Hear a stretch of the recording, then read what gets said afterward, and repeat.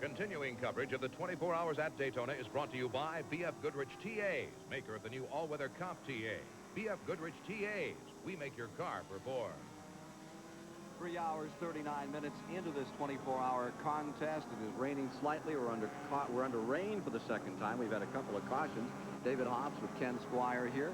And right now on the leaderboard, we have drivers representing 8 different nations in those top 5 cars. What do you think of this race? Well, so far it's going very much according to plan. The only car that's out of it a bit is car number 16, and he needs only 13 laps down. He was our early leader, but Sorrel, Van der Merwe and Hans Stuck are leading in the Bruce Levin car. And, of course, our old friends Robinson, Bell and Holbert are lying in second. Then there's a lap down to our pole sitter and also our camera car. And then, of course, 2 of the Jags. And then the rest of the field coming along. The Jaguar is running very much on form. Let's take a look at a couple of the incidents that happened here. We had a caution as we came back out to racing. We had a major incident here that brought out another flag. Jean Ricci of Paris in a Pontiac Fiero prototype spun, and he was collected at turn 6 right at the re-entry onto the super speedway by Ken Buff in a Camaro from Florida. And that incident put those 2 out of commission. And then take a look at what brought out the second caution of the day. This is the Hotchkiss Porsche 962. Jim Adam was driving. He shed a wheel. Here he is spinning to the inside, and they had to bring out the safety car a second time here today before they could get that underway again. Now taking a look at attrition, we told you how about 50% of the field usually fell out, and I don't think that all the precincts are reporting just yet. Those are the cars out of it. Our damage control officer, how much for the cost of those 2 wrecks we saw? Well, the last one we just saw looked expensive to me because attached to that wheel was a bit of an axle. So it was obviously a very expensive accident in the thousands of dollars. Back in a moment.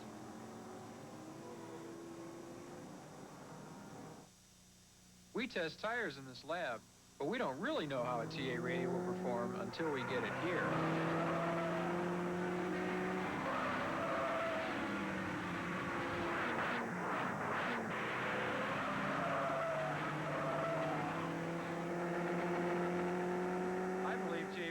Best performance tires in the world, and I drive them into the ground to keep them that way. B.F. Goodrich TAs, tested tough to make your car perform.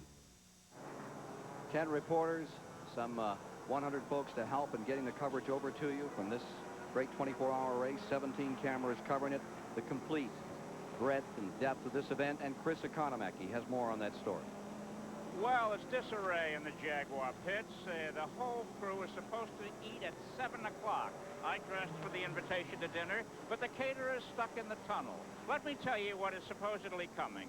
Tenderloin of beef en brochette, baked potato, Italian vegetables a la Daytona, salad primavera, assorted cakes, rolls, butter, and a choice of coffee or tea, with snacks later. And unfortunately, the only imported item on the menu is the water. With me is world sports car champion Raul Boesel on the team. Raul, can you race on an empty stomach?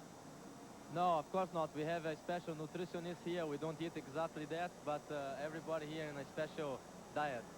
Okay, but we hope to eat again in 1 hour, perhaps with food in front of us, and really the only way to get out of a situation like this is to go to a commercial.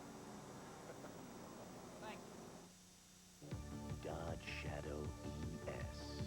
When you look at its 60 standard features, its turbocharged engine, its 770 protection plan, when you consider the fact that the Shadow ES is a better value, almost $700 less than the Chevy Cavalier C24, you'll agree, when it comes to outstanding value, it's gotta be a Dodge. The Dodge Shadow ES. Gotta be a Dodge. Hamburgers and hot dogs here in the Mid-Communications Center. We're having a good time, though, covering the action and keeping track of the fastest laps in the race with this handy little device. This is the Timex Speed Track computer. And you know what it tells us as the rain begins to sprinkle down on this racetrack? Fastest lap of the race thus far, A.J. Foyt. Remember a couple of years ago when he won the race in a heavy downpour and, in fact, turned the fastest laps in the race? A.J. went around the place at 1 minute, 41.323 seconds.